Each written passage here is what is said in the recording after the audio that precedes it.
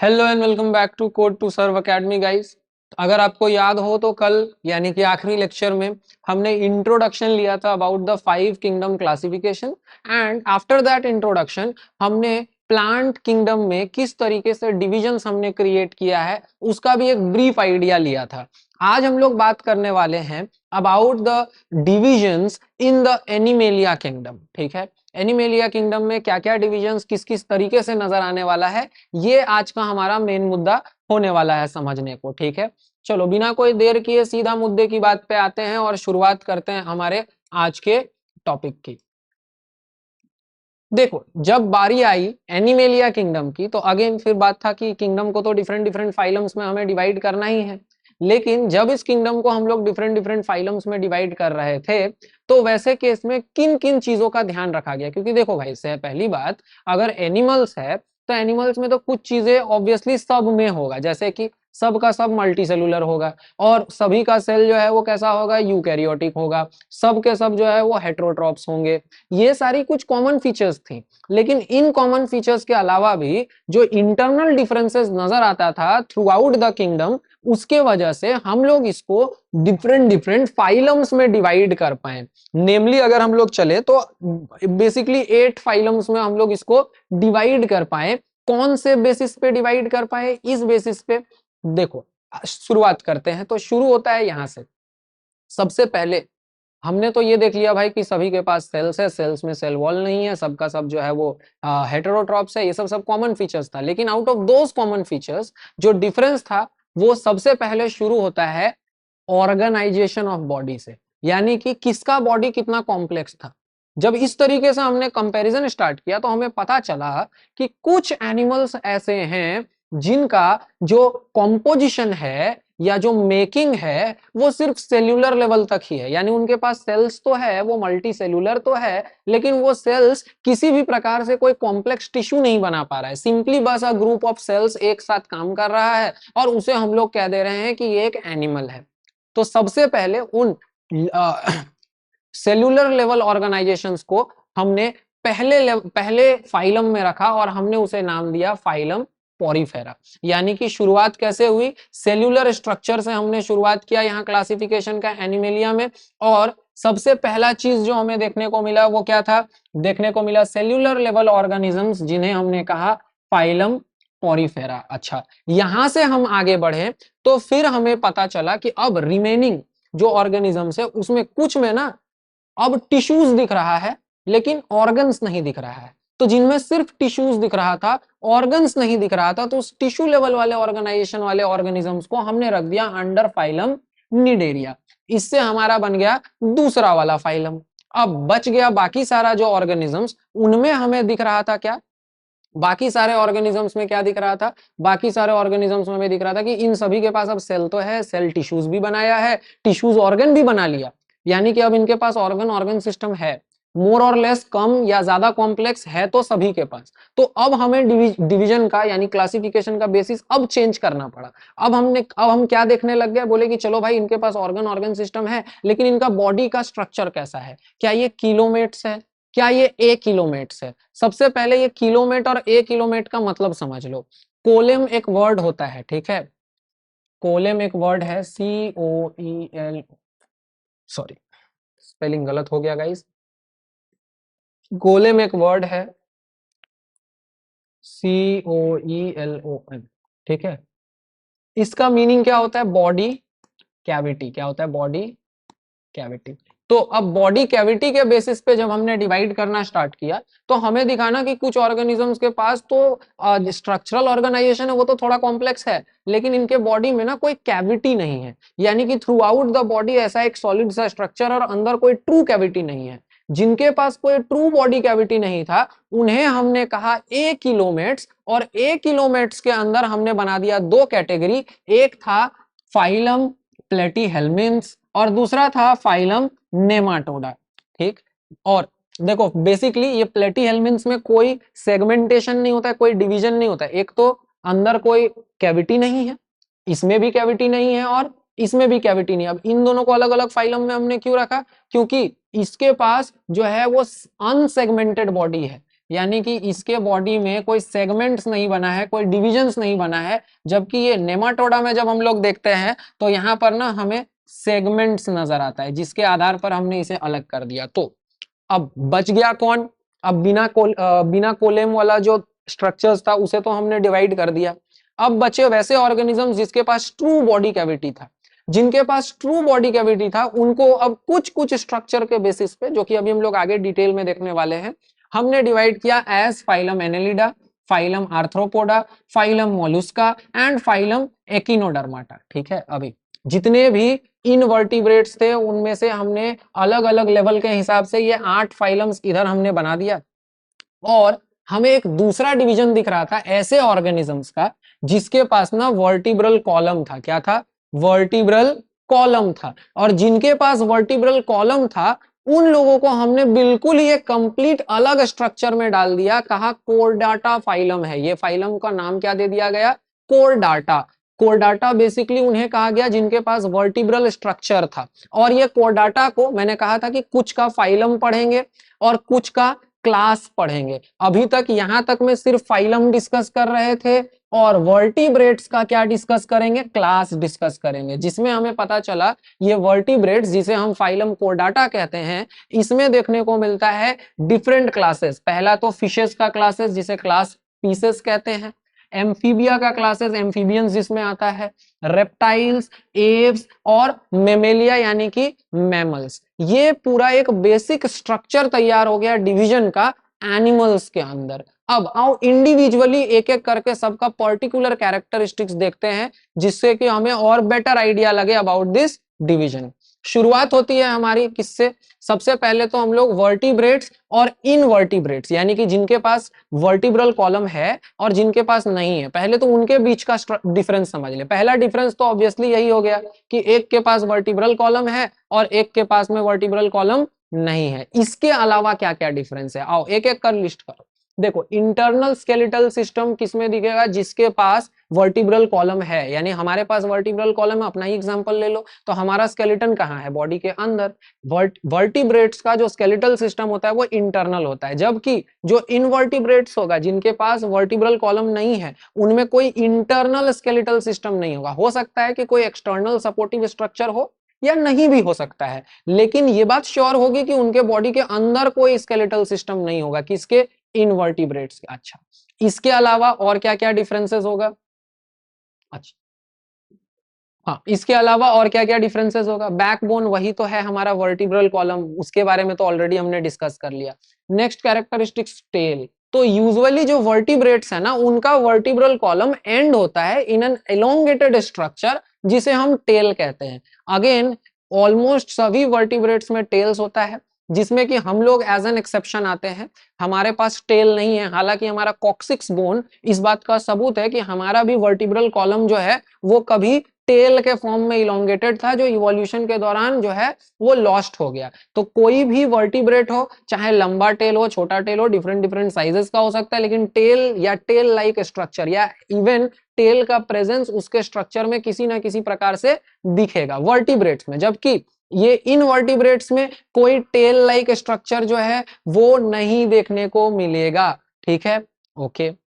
Next है हमारा structure heart. अच्छा, हार्ट, एक तो वर्टिब्रेट्स जितने भी है सभी में हार्ट होगा ही होगा, दैट इज फॉर श्योर। और जो हार्ट होगा वो कहाँ होगा भाई? वो होगा वेंट्रल साइड में। वेंट्रल साइड यानी कि अगर ह्यूमंस के केस में देखो तो देखो पीछे वाला हिस्सा डॉर्सल कहलाता है, आगे वाला हिस्सा जो है वो वेंट्रल कहलाता है। हम लोग वर्टिब्रेट्स है तो हमारा जो हार्ट है वो कहाँ है? फ्रंट के साइड देखने को मिलता है। यानी कि अगर एक इंसान को आगे और पीछे साइड से चाकू मारा जाए तो आगे साइड से जो है हार्ट डैमेज होने का चांसेस है, पीछे साइड से शायद कम चांस है या कम डीपर वुंड जो है वो हार्ट में होगा, क्योंकि हार्ट हमारा है किधर? स्लाइटली वेंट्रल साइड में है। जबकि एक तो इनवर्टिब्रेट्स के बारे में देखोगे तो कोई गारंटी नहीं है कि हार्ट होगा ही होगा, और अगर हार्ट है तो किधर होगा? डोर्सल साइड में, वेंट्रल साइड में नहीं होगा। ये भी हार्ट का भी डिफरेंस समझ में आ रहा। हार्ट के बाद हमारे पास है स्पाइनल कॉर्ड का डिफरेंस। अब ये स्पाइनल कॉर्ड क्या होता है? स्पाइनल कॉर्ड जो है वो एक न्यूरल स्ट्रक्चर होता है जहां नर्व्स का एक पूरा गुच्छा जो है वो एक साथ ब्रेन के एक्सटेंशन के फॉर्म में पूरे बॉडी में ट्रेवल करता है। यूजुअली ये स्पाइनल कॉर्ड वर्टिब्रेट्स में वर्टिब्रल कॉलम के अंदर प्लेस्ड होता है और उनका वर्टिब्रल कॉलम हॉलो होता है और उसके अंदर स्पाइनल कॉर्ड होता है, जैसे हमारे में है, किसी रेप्टाइल में भी होगा। जबकि कंपेयर करें अगर इसको हम लोग इनवर्टिब्रेट से, तो उनमें ना नर्व कॉर्ड जो है वो वेंट्रल होगा, कहने का मतलब कि नर्व कॉर्ड होगा, स्पाइनल कॉर्ड नहीं होगा, वेल डेवलप्ड उतना मोटा गुच्छा नहीं होगा नर्व्स का, एक सिंपल स्ट्रक्चर होगा अगर है तो, जिसे हम कहेंगे नर्व कॉर्ड। और वो भी जरूरी नहीं कि सभी में होगा, किसी में हो सकता है, किसी में नहीं हो सकता। और वो नर्व कॉर्ड भी कैसा होगा? वेंट्रल साइड में होगा। जबकि देखो हमारा जो स्पाइनल कॉर्ड है वो अब किधर दिख रहा है? डोर्सल साइड में दिख रहा है, वेंट्रल साइड में नहीं दिख रहा है। जबकि इनमें किधर दिखेगा वो स्ट्रक्चर? वेंट्रल साइड में दिखेगा और सॉलिड स्ट्रक्चर होगा। जबकि हमारा वाला कैसा होगा?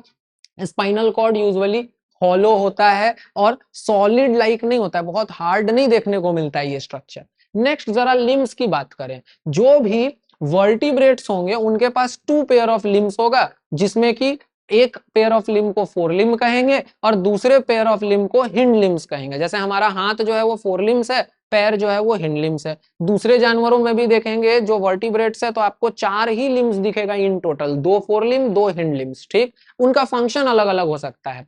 लेकिन अगर कंपेयर करो उसको इनवर्टिब्रेट से, तो इनवर्टिब्रेट्स में क्या दिखेगा आपको कि यहाँ पर जो नंबर ऑफ लिम्स है वो बहुत ज्यादा होगा। अगर लिम्स है तो वो बहुत ज्यादा हो सकता है। जैसे समझो स्पाइडर में कितना सारा लिम्स है, किसी सपोज करो किसी सेंटीपीड में उसके पास तो न्यूमरस जो है वो देखने को मिलता है लिम्स का संख्या, ठीक है। तो इस तरीके से अगर आप देखोगे तो इन वर्टिब्रेट्स में लिम्स भी जो है वो क्या देखने को मिलता है? 4 से 2 से ज्यादा पेयर, यानी इन टोटल 4 से ज्यादा लिम्स है अगर लिम्स होगा तो। और लिम्स नहीं है तो हो सकता है नहीं भी होगा, कोई प्रॉब्लम नहीं है। चलो वेरी गुड। अभी हम लोग देखेंगे कि कैसे इन वर्टिब्रेट्स के कुछ मेंबर्स में लिम्स नहीं है और जिनमें है उनके पास बहुत सारा है। जबकि वर्टिब्रेट्स में जिनके पास भी लिम्स है कितना है? 2 पेयर ही है। और अगर नहीं है तो नहीं है, जैसे स्नेक्स के पास लिम्स नहीं है तो नहीं है। लेकिन अगर है, जैसे कि लिजर्ड के पास है या फिर किसी मछली के पास लिम्स होता है यूजुअली, या फिर कंपेयर करो इसको और किसी जानवर से, जैसे हम लोगों का एग्जांपल है या हॉर्स का एग्जांपल है, डॉग कैट, किसी में भी तो सिर्फ 2 पेयर ऑफ लिम्स ही है। अब जरा हीमोग्लोबिन के स्ट्रक्चर के बारे में बात करते हैं।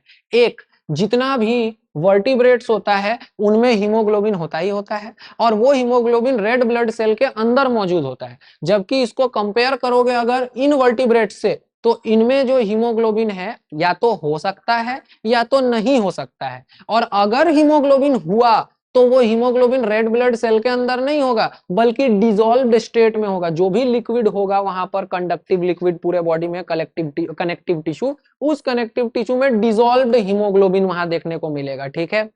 ये चीज समझ आ रहा। एंड लास्टली एग्जाम्पल्स देख लो तो fish, frog, lizard, bird, even humans, ये सब जो है वो किस में आता है? वर्टिब्रेट्स में आता है, जिसे हम कोर्डेट्स भी कहते हैं। जबकि कंपैरेटिवली इन वर्टिब्रेट्स में बहुत बड़ा वैरायटी है। अभी हम लोग स्टार्टिंग में ही देखे थे ना, स्टार्टिंग में ही हमने देखा था कि इन वर्टिब्रेट्स का कितना बड़ा क्लासिफिकेशन था, ये सब आता था इन वर्टिब्रेट्स में। जबकि वर्टिब्रेट्स जो है वो सिर्फ इतने ही टाइप का होता है, ठीक है।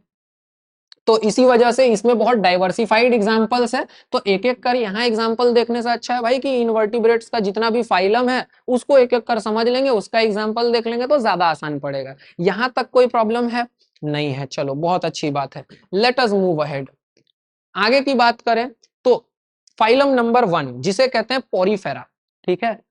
पोरीफेरा, पहले मैं कैरेक्टरिस्टिक्स बता देता हूं, इसका नाम समझो, पोरीफेरा। पोरीफेरा में जो पोरी वर्ड आया है, दिस कम्स फ्रॉम पोर्स। किससे आया है? पोर्स। पोर्स मींस कि छोटा छोटा छेद होगा या किसी प्रकार से उसके बॉडी में पोर्स होगा। पोर्स का मतलब आप लोग भली बात ही जानते हो। अब ये पोर्स होगा, ये कैसा जानवर है भाई जिसके पास पोर्स है? तो एग्जैक्टली जब आप इस जानवर के स्ट्रक्चर को देखोगे तो आपको देख के लगेगा भी नहीं कि ये जानवर है। आओ पहले स्ट्रक्चर देख लें, देन फिर बात करते हैं इसके बारे में।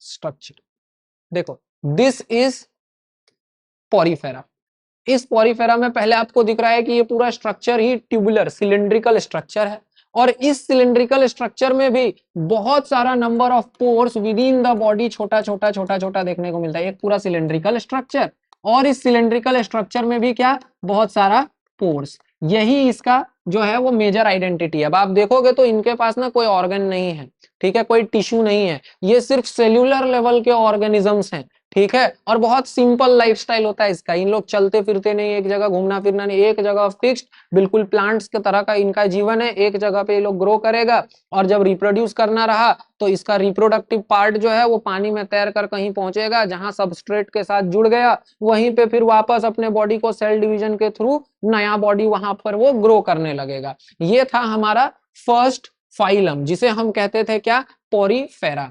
अब इस पोरीफेरा का स्ट्रक्चर और कैरेक्टरिस्टिक्स तो समझ आ रहा, जरा एग्जांपल देख लो। तो साइकॉन, बाथ स्पॉन्ज, बेसिकली स्पॉन्जेस जो है वो इसमें ज्यादातर देखने को मिलता है। बचपन में अगर आपने देखा हो तो निकलोडियन पे एक कार्टून आता था स्पॉन्ज बॉब स्क्वायर पैंट्स करके, और वो स्पॉन्ज बॉब स्क्वायर पैंट्स में बच्चों, वो स्पॉन्ज बॉब जो था वो कौन सा क्रिएचर था, वो यही स्पॉन्जेस पोरीफेरा फाइलम को जो है वो बिलोंग करता था। इसमें कोई प्रॉब्लम? चलो, पोरीफेरा तो समझ आ रहा। नेक्स्ट किंगडम है हमारा, जिसे हम दो नाम से जानते हैं, या तो आप इसको निडेरिया कह सकते हो या तो कोलेंटेराटा कह सकते हो। तो कोलेंटेराटा या निडेरिया क्या है भाई, इनके पास अब 2 लेयर का बॉडी होगा, ठीक है, 2 लेयर बॉडी होगा। 2 लेयर्ड बॉडी होने के साथ ही साथ इनके पास ना सिर्फ एक ही सिंगल कैविटी होगा, और वो सिंगल कैविटी में सिर्फ क्या होता है, सिर्फ डाइजेशन के काम आता है। इसके अलावा और उस कैविटी में कोई भी ऐसा खास ऑर्गन्स नहीं है, ठीक है। इनका भी जो स्ट्रक्चर है वो माइनर टिश्यू लेवल तक जा सकता है, कोई ऑर्गन वगैरह ये फॉर्म नहीं करता है। साथ ही साथ इनका एक कैरेक्टरिस्टिक फीचर ये है कि इनके बॉडी में ना बहुत सारा ऐसा प्रोजेक्शंस होता है, वेब लाइक कह लो या टेंटिकल्स लाइक कह लो, बहुत सारा प्रोजेक्शन हो सकता है इनके बॉडी में। और ऐसे आगे जब आप पढ़ोगे तो आपको पता चलेगा इनका 2 फॉर्म्स होता है, पॉलिप एंड मेड्यूसा। अभी इसको डिस्कस नहीं करना है हमें पॉलिप एंड मेड्यूसा को, लेकिन फिलहाल के लिए आओ जरा इनका स्ट्रक्चर देखें तो ज्यादा अच्छे से समझ में आएगा आपको। दीज आर निडेरिया कह लो या कोलेंटेराटा कह लो। देखो बाबू, जो हाइड्रा के बारे में आप लोग पढ़ते थे, वो हाइड्रा भी किसका एग्जाम्पल है, यही निडेरिया और कोलेंटेराटा का। आपको दिख रहा है कि कैसे इनके बॉडी में ऐसा टेंटेकल लाइक स्ट्रक्चर्स जो है वो फॉर्म हुआ पड़ा है, फर्स्ट ऑफ ऑल। दूसरा, आप ये देख सकते हो कि इनका बॉडी कितना सिंपल है, ठीक है, सिर्फ 2 लेयर से बॉडी बना है, फर्स्ट लेयर और एक लेयर अंदर से होगा, जिसके बाद अंदर एक हॉलो स्ट्रक्चर है जिसमें सिर्फ डाइजेशन का काम हो रहा है। इसके अलावा कोई खास स्ट्रक्चर इनका नहीं है। सिमिलरली ये जो ब्रांच स्ट्रक्चर्स आपको दिख रहा है, इसको भी जब आप मैग्नीफाई करके देखोगे तो यहाँ भी आपको बेसिकली टेंटेकल्स भले ही ना दिखे, लेकिन ढेर सारा छोटा छोटा नीडल लाइक स्ट्रक्चर्स दिखेगा। साथ ही साथ इसके हर एक सिलेंडर में वही डबल लेयर स्ट्रक्चर फॉलो हुआ है, और इनके पास भी जो कैविटी है वो सिंगल देखने को मिलेगा। सिमिलरली ये देखो, ये हाइड्रा लाइक ऑर्गेनिज्म जो दिख रहा है एक जगह पे फिक्स होकर ग्रो किया, और अगेन यहाँ पर क्या दिखा आपको, टेंटेकल्स दिखा, और यहाँ भी सिमिलर स्ट्रक्चर को ये फॉलो करेगा। तो फॉर्म्स डाइवर्सिफाइड हो सकता है, लेकिन बेसिक कैरेक्टरिस्टिक्स या ट्रेट्स देखोगे तो वो क्या देखने को मिलेगा, एक ही तरह का देखने को मिलेगा, जिसके बारे में हमने ऑलरेडी यहाँ पर बात किया कि क्या क्या बेसिक कैरेक्टरिस्टिक्स दिखेगा। अब क्या क्या एग्जाम्पल्स है भाई इसका, तो हाइड्रा जैसे मैंने कहा कि एक बहुत अच्छा एग्जाम्पल है इसका। जेलीफिश जो है वो भी सेम कैटेगरी में आता है। सी एनेमोन्स और कोरल्स, ये सब किसके कैटेगरी में आता है, निडेरिया कैटेगरी में आता है। और अभी जो हमने पिक्चर्स देखा था, इन पिक्चर्स में भी हम उन्हें आइडेंटिफाई कर सकते हैं। लाइक देखो, यहां पर आपको सबसे पहले तो ये हाइड्रा दिख रहा है, ठीक है, उसके अलावा यहां पर आपको जेलीफिश दिख रहा, यहां पर आपको कोरल दिख रहा। तो कैसे डाइवर्सिफाइड फॉर्म्स में है, लेकिन सबका जो कैरेक्टरिस्टिक्स है वो कैसा है भाई, सेम सेम दिख रहा है। Very good. अब यहां से जरा आगे बढ़े तो द नेक्स्ट फाइलम इज प्लेटीहेल्मिन्ट्स। प्लेटीहेल्मिन्ट्स का लिटरल जो ट्रांसलेशन होता है वही होता है फ्लैट वॉर्म्स। क्या होता है, फ्लैट वॉर्म्स। अगर मैं इसका ट्रांसलेशन लिख दूं तो इसको सीधा सीधा हम लोग समझ सकते हैं फ्लैट वॉर्म्स। देखने में ना बच्चों ऐसा लगेगा कि ये 2 डायमेंशनल ऑर्गेनिजम्स है, यानी कि लेंथ और ब्रेथ तो है लेकिन कोई हाइट या विड्थ नहीं है बेसिकली, ठीक है, कोई थर्ड डायमेंशन नहीं। हालांकि एग्जिस्ट कर रहा है तो थर्ड डायमेंशन होगा भाई, लेकिन वो इतना थिन होता है कि हम लोग प्यार से इसे फ्लैट वॉर्म बोल के ही बुला देते हैं। इनका स्ट्रक्चर सॉफ्ट देखने को मिलता है, सॉफ्ट सा स्ट्रक्चर होगा। सॉफ्ट स्ट्रक्चर में बिल्कुल फ्लैट स्ट्रक्चर देखने को मिलेगा। अभी हम लोग पिक्चर्स देखेंगे तो वहां आइडेंटिफाई कर पाएंगे, बहुत फ्लैट स्ट्रक्चर होगा, अनसेगमेंटेड होगा। अनसेगमेंटेड यानी कि थ्रू आउट द बॉडी उस वॉर्म के कोई डिवीजन ऐसा ऐसा करके नहीं होगा, कोई भी किसी प्रकार का डिवीजन नहीं होगा। पूरा का पूरा जो बॉडी है वो ऐसा यूनिफॉर्म एक टेप के जैसा देखने को दिखेगा। ये बात समझ आ रही भाई, अनसेगमेंटेड बॉडी होगा। और जैसा मैंने कहा फ्लैट है, अगर फ्लैट है भाई तो क्या कोई स्कोप बचता है कि उसके अंदर बॉडी कैविटी हो? ये भी ए किलोमेट्स होगा, यानी कि कोई बॉडी कैविटी या किलोम नहीं दिखेगा। ये चीज समझ आ रहा?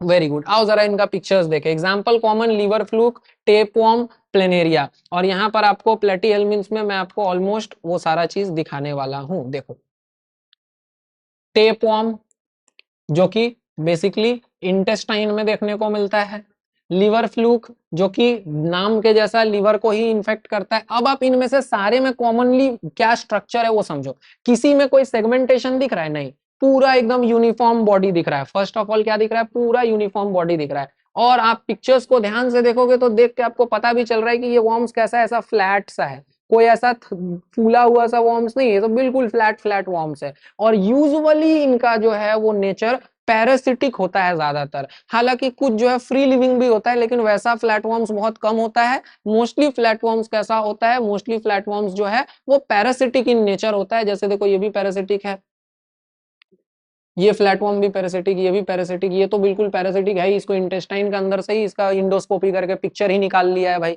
तो अब आपको प्लेटीहेल्मिन्थ्स का भी जो जनरल कैरेक्टरिस्टिक्स है वो तो समझ में आ रहा होगा भाई। बहुत अच्छे, यहां से जरा आगे बढ़े। Next is Annelida. एनेलिडा क्या है? तो अब समझो, वॉर्म्स तो है लेकिन अब उन वॉर्म्स में डायमेंशन ऐड हो गया। अब ये लोग फ्लैट नहीं रहा, फ्लैट रहने के बजाय बल्कि थोड़ा सा राउंड लाइक स्ट्रक्चर अब इनमें दिखने लगा है।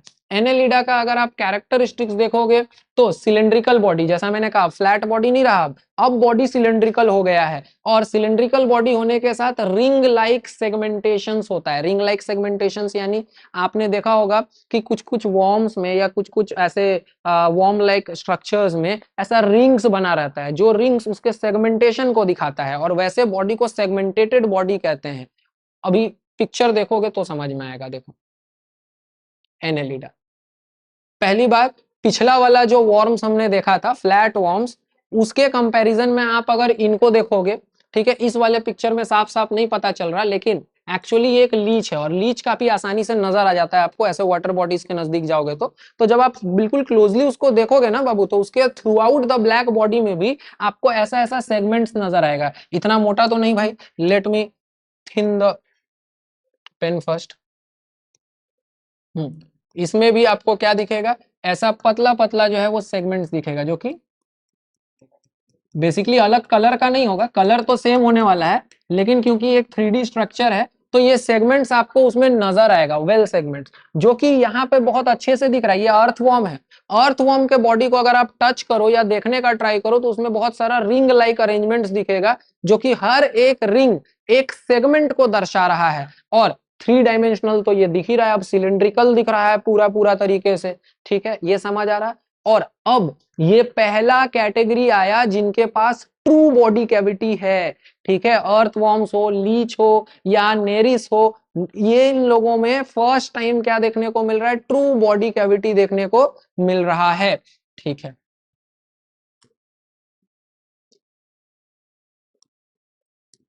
देखो कैरेक्टर वाइज जो है वो अब ये सारा जो है अब आपको क्लियर हो रहा होगा। इतना फाइलम्स तो कैरेक्टर वाइज क्लियर। अब आप ऑर्गेनिज्म देखोगे नहीं तो कम से कम इतना तो पहचान लोगे ऑर्गेनिज्म देखते साथ कि भाई ये कौन से फाइलम को बिलोंग कर रहा है। खास तौर पर अगर इतने फाइलम में से होगा तो वो तो अब आप देख के पहचान सकते हो। चलो जरा आगे के फाइलम्स को डिस्कस किया जाए। What are our next phylums? देखो भाई, अगला फाइलम है हमारा नेमाटोडा। अब नेमाटोडा भी जो है जिसको हम लोग क्या कहते हैं? नेमेथेल्मिन्स कहते हैं। ठीक है, उधर प्लेटी हेल्मिन्स था यानी कि फ्लैट हेल्मिन्स, ये फ्लैट हेल्मिन्स नहीं है, ये हेल्मिन्स के जैसा ही है। देखो ये वर्ड तो सेम है ना, हेल्मिन्स के जैसा ही, लेकिन अब ये फ्लैट नहीं है, कैसा है? राउंड है। कैसा है? राउंड है। कहने का मतलब सिलेंड्रिकल बॉडी तो है लेकिन कोई सेगमेंटेशन नहीं है। अगर सेगमेंटेशन होता तो ये तो एनेलिडा में आ जाता। ठीक है, तो सेगमेंटेशन नहीं है लेकिन लॉन्ग और सिलेंड्रिकल बॉडी है। अभी हम लोग देखेंगे इसका एग्जांपल। देखेंगे क्या? चलो पहले देख ही लो। देखो ये नेमाटोडाज है। ये नेमाटोडा में आपको पहले ये दिख रहा होगा कि लॉन्ग सिलेंड्रिकल बॉडी है, फ्लैट तो नहीं है लेकिन कोई सेगमेंट नहीं दिख रहा है। ऐसा कोई सेगमेंट नहीं दिख रहा है और ये सेगमेंट्स क्या है यहाँ पर? एब्सेंट है, जिसके वजह से तो ये एक अलग फाइलम में आ गया। इसके अलावा इसमें सबसे बड़ा स्पेशलिटी ये है कि ये हमारा अब फाइलम वाइज जब ऊपर से नीचे बढ़ते जाते हैं तो ये पहला फाइलम नजर आता है जिसके पास एक वेल डेवलप्ड नर्वस सिस्टम है। वो अलग बात है कि वो नर्वस सिस्टम में न्यूरॉन्स या नर्व्स का जो स्ट्रक्चर है वो बहुत सिंपल है, लेकिन ये फर्स्ट वन है जिनमें कि एक कंप्लीट नर्वस सिस्टम कह सको तो हम कहते हैं कि यहाँ पर है। ठीक है, नर्वस सिस्टम वेल डेवलप्ड ये पहली बार इनमें नजर आता है। एग्जाम्पल के लिए अभी जो मैंने आपको पिक्चर दिखाया था एस्कैरिस, जिसको हम लोग राउंड वर्म कहते हैं, इसका कॉमन नेम ही क्या है? राउंड वर्म इसका कॉमन नेम ही है। और अभी जो हमने स्ट्रक्चर देखा था बच्चों, वो स्ट्रक्चर भी क्या था? वो स्ट्रक्चर भी राउंड वर्म का ही था। इसमें कोई प्रॉब्लम पहले?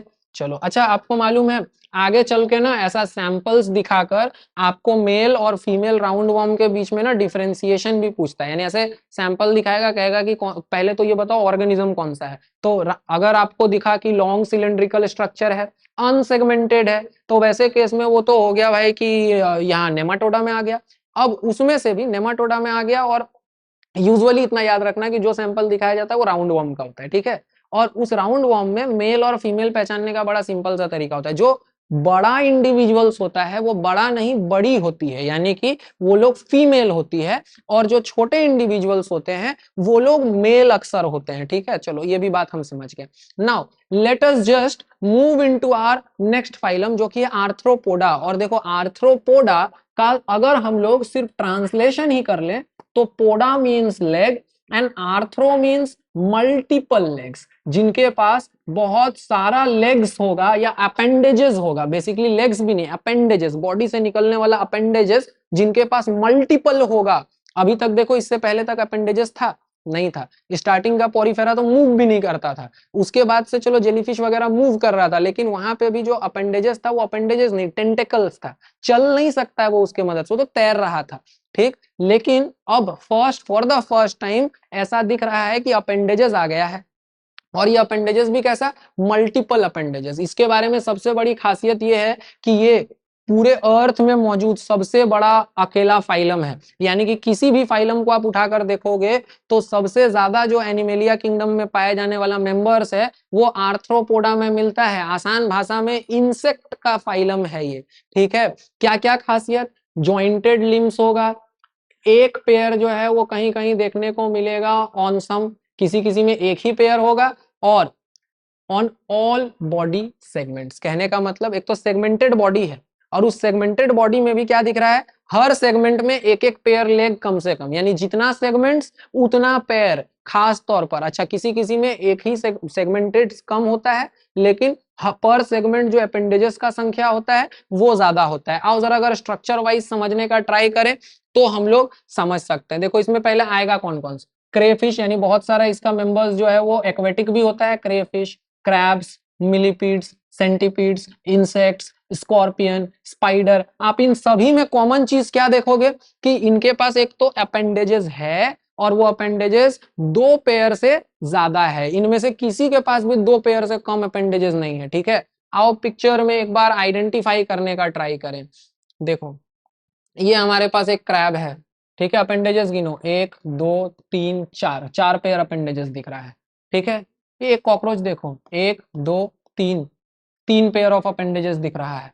ठीक है, इसके अलावा इधर देखो ये आपका है स्पाइडर, 1 2 3 4 5, कितना सारा अपेंडेजेस यहाँ पे भी मल्टीपल दिख रहा है। और इस पिक्चर में तो आई थिंक कुछ अपेंडेजेस इसका हिडन भी है भाई।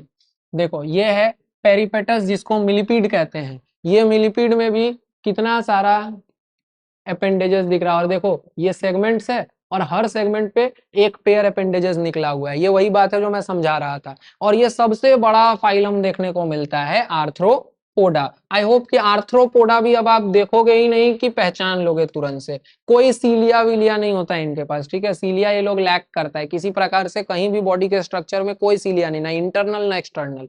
समझो हमारे पास भी सीलिया है, हमारे बॉडी में भी, हमारे रेस्पिरेटरी ट्रैक में सीलिया है, ठीक, लेकिन इनके पास इनके बॉडी के किसी हिस्से में कोई सीलिया विलिया नजर नहीं आ रहा है, ठीक है। ये था हमारा आर्थ्रोपोडा। आर्थ्रोपोडा से आगे चले तो अब मिलेगा मोलुस्कास, ठीक है।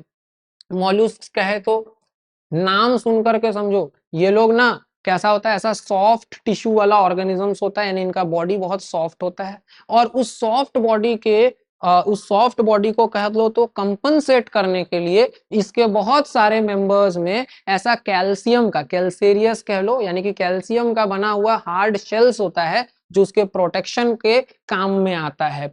इनके इसके अलावा इनमें अपेंडेजेस नहीं है। देखो इससे पहले इसमें तो दिख रहा था अपेंडेजेस, लेकिन इनके पास कोई अपेंडेजेस नहीं है, बॉडी में कोई सेगमेंटेशन नहीं है, ठीक है। और कैल्सेरियस, कैल्सेरियस कहने का मतलब मेड ऑफ कैल्शियम, कैल्शियम का बना हुआ शेल्स होता है जो इनके सॉफ्ट बॉडी को प्रोटेक्ट कर कर रख रहा होता है। आओ एग्जांपल देखो, स्नेल, स्लग और ऑक्टोपस वगैरह सब इसी में आता है। देखो जितने भी मेंबर्स इसके आपको दिखेंगे, अच्छा इस देखो ये ऑक्टोपस, स्क्विड, स्क्विड, ऑक्टोपस का डिफरेंट डिफरेंट एंगल से यहाँ पर आपको पिक्चर दिख रहा है, जिसमें हर तरफ से आपको ये दिख रहा है भाई कि सेगमेंटेशन तो नहीं है।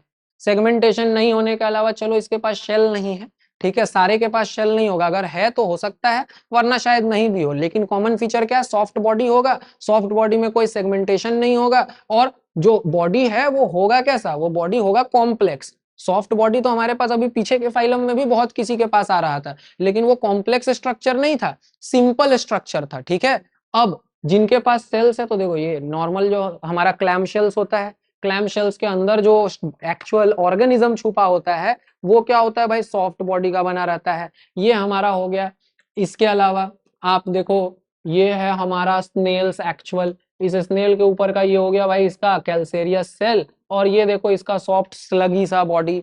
स्लग्स के बारे में अगर बात करें तो ये एक स्लग का एग्जांपल है जिसके पास कोई शेल तो नहीं है, रेंगते हुए पानी वानी में नजर आ जाएगा, ठीक है। और आगे बात करें तो बेसिकली जो कॉमन फीचर है कैसा है, बहुत सॉफ्ट सा बॉडी होगा, अनसेगमेंटेड होगा, और ऊपर क्या होगा, कैल्शियम का शेल होगा, अगर प्रेजेंट है तो, सम में होगा, किसी किसी में नहीं होगा। इन्हें हम कहते हैं मॉल्यूस्क्स, ठीक है भाई। अब हमारा अगला फाइलम क्या है, इसके बाद हम लोग आ जाएंगे हमारे वो वर्टिब्रेट्स को डिस्कस करने में, यानी कि कोर्डेट्स को डिस्कस करेंगे इसके बाद। लेकिन यहाँ है हमारे पास एकिनोडर्माटास। एकिनोडर्माटास बेसिकली कौन, तो स्टारफिश वगैरह ना इसी कैटेगरी में आता है। इनके पास या तो स्फेरिकल बॉडी होगा, या तो सिलेंड्रिकल बॉडी होगा, या तो स्टार शेप्ड बॉडी भी हो सकता है। यूजुअली इनका बॉडी हार्ड होता है, अनसेगमेंटेड होता है, और नॉन मेटामरिक होता है। अनसेगमेंटेड को ही नॉन मेटामरिक कहते हैं। देखो जो सेगमेंटेशंस देखने को मिलता है ना, डिविजन्स, उसको कहते हैं मेटामरिक सेगमेंटेशंस, ठीक है। और जिनमें सेगमेंटेशन नहीं होता है उसको कहते हैं नॉन मेटामरिक है इसका बॉडी, या अनसेगमेंटेड है उसका बॉडी। इसमें कोई प्रॉब्लम नहीं है, चलो वेरी गुड। इनके पास स्पाइनी एक्सोस्केलेटन होता है, यानी इंटरनल स्केलेटन तो नहीं है, लेकिन स्केलेटन कैसा है, अब बाहर नजर आता है बॉडी के स्केलेटन इसका, ठीक है। इज दैट क्लियर, स्केलेटन कैसा नजर आता है, बाहर के तरफ नजर आता है। चलो वेरी गुड, एग्जाम्पल देख लो भाई, ये लोग देखने में one of the weirdest animals है, ठीक, अजीब अजीब शेप का है ये सारा एनिमल्स। जो स्टारफिश आप लोग जानते हो वो इसी के एग्जाम्पल में है। अच्छा, सी क्यूकम्बर, ये भी बड़ा इंटरेस्टिंग ऑर्गेनिज्म है, ये भी इसी में आता है।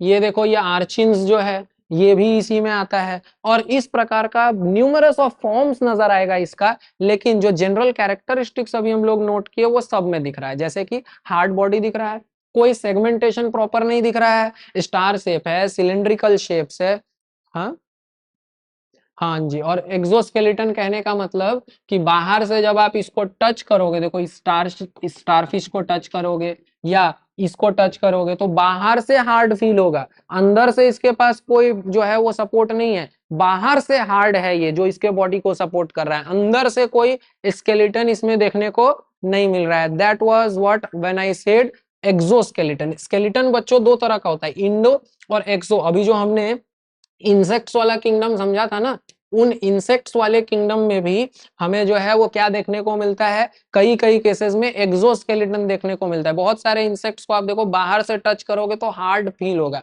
जैसे बीटल, बीटल के पास एक्सोस्केलेटन होता है हार्ड, लेकिन उसके एक्सोस्केलेटन का स्ट्रक्चर जो है वो इनके एक्सोस्केलेटन के स्ट्रक्चर या फॉर्मेशन से थोड़ा डिफरेंट होगा।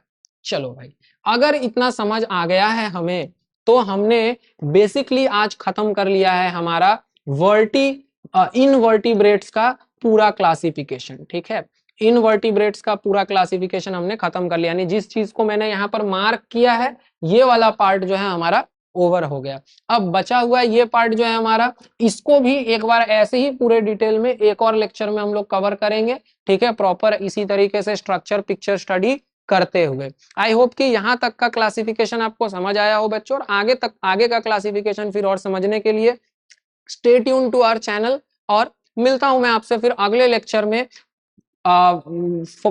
फाइलम कोड डाटा लेकर। ठीक है, चलो तब तक के लिए आज का लेक्चर यहीं खत्म करते हैं और मिलता हूं मैं आपसे अगले लेक्चर में।